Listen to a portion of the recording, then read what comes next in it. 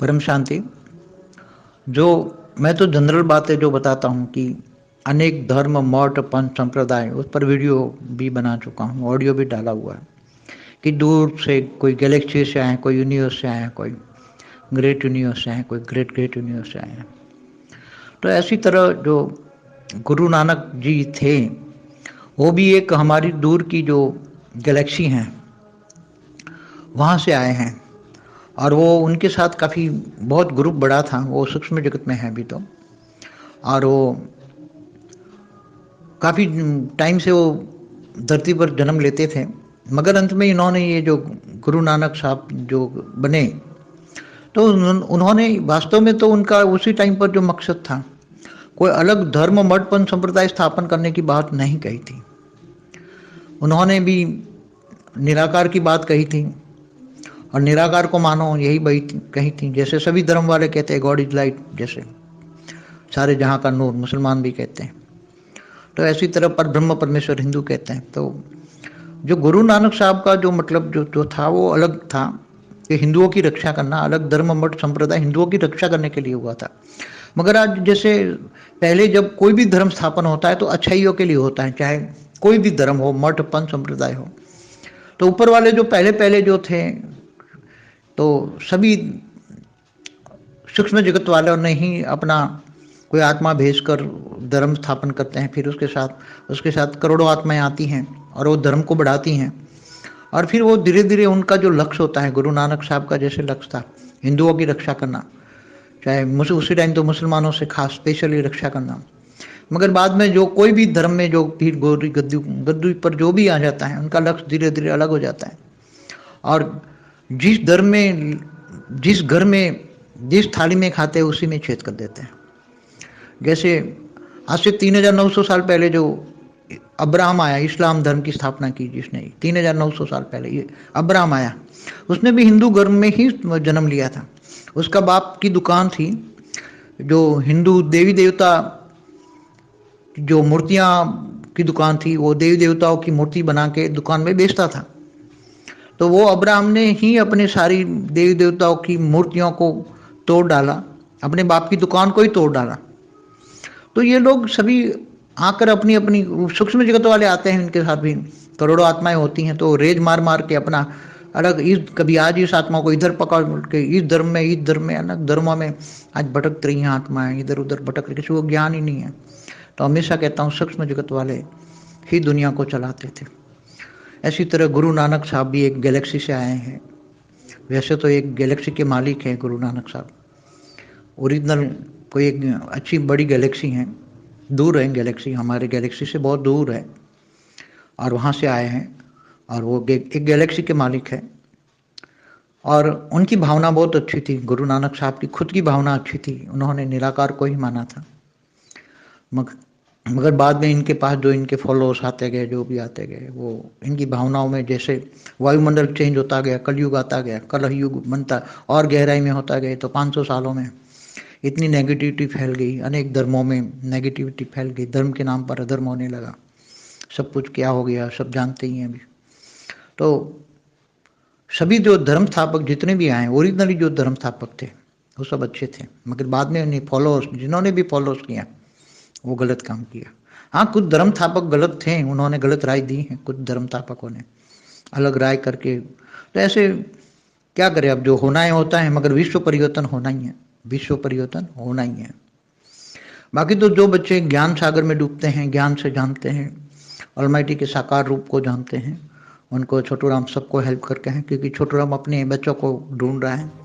छोटू राम 108 को भी ढूंढ रहा है, 1008 को भी ढूंढ रहा है, सबको ढूंढ रहा है, 16,000 9 लाख को भी। तो सबको बेहद के बच्चे हैं, बेहद की आत्मा है तो ज्ञान समझ पाएंगे, मेरी बात को बेहद की आत्मा समझ पाएंगे। ये सभी बेहद के बच्चे हैं, जो आप भी बेहद के बच्चे हों, जो भी ये ज्ञान सुनते हैं समझते हैं। तो कहीं ना कहीं 108 में नहीं है तो 1008 में है, 1008 में नहीं है तो 16,000 में है। तो कहीं ना कहीं तो थोड़ा कुछ समझ में आ जाए, थोड़ा कुछ ज्ञान का 10-15% भी समझ में आ जाए तो भी 9 लाख में आ जाएंगे। मगर बेहद के लिस्ट में आएंगे, बेहद की आत्मा, तो उसकी आत्मा में बेहद की कला की पावर है।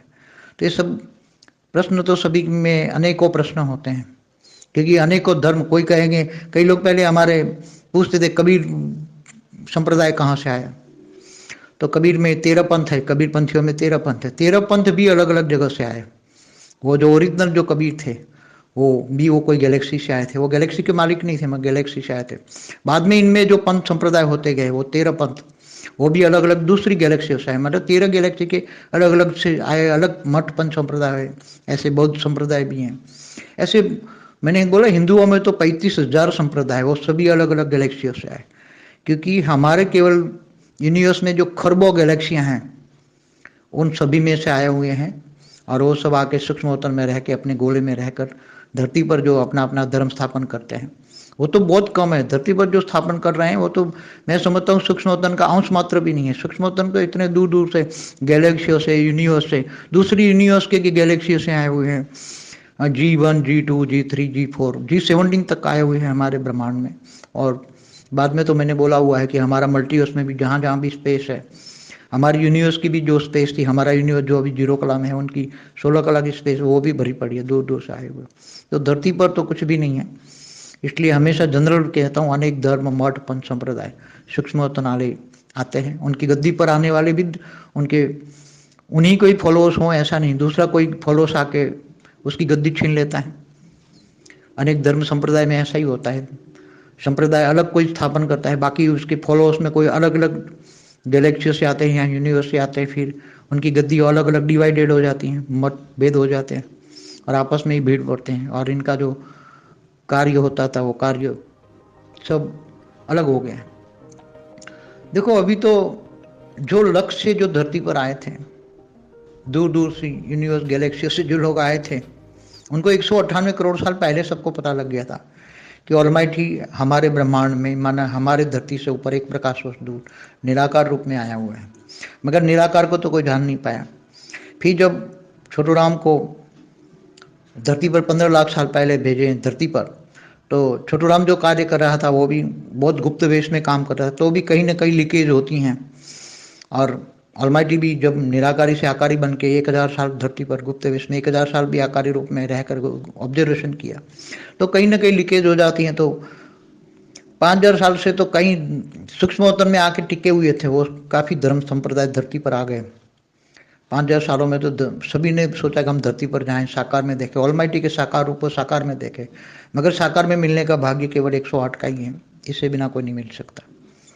और जो बेहद की 108 वाली आत्मा है वही ज्ञान सागर में डूबेगी, वही विचार सागर मंथन करेगी। इसलिए सभी बच्चों को ये कहता हूँ कि अपने अपने धर्म मत पंथ संप्रदाय जहाँ भी हो, जहाँ भी पैदा हुए हो, मगर इनसे परे हो जाओ। अब ये सब सोचकर इसमें मेरा ये संप्रदाय है, मेरा ये है, मेरा मैं हूँ, मेरा ये हूँ, चाहे मुस्लिम हो चाहे क्रिश्चियन हो, सभी कोई भी हो, इन सभी से परे हो जाओ। वो ज़्यादा से ज़्यादा गैलेक्सियों के मालिक है, और सब ये आत्मा इतनी कमज़ोर है, सभी इतनी कमज़ोर है कि जब गैलेक्सी में 10 कला का पावर भरा जाएगा एक साथ में, अंत में अंतिम समय में लास्ट मोमेंट में पूरी गैलेक्सी को परिवर्तन करने, तो ये आत्माएं सब मुक्त हो जाएंगी।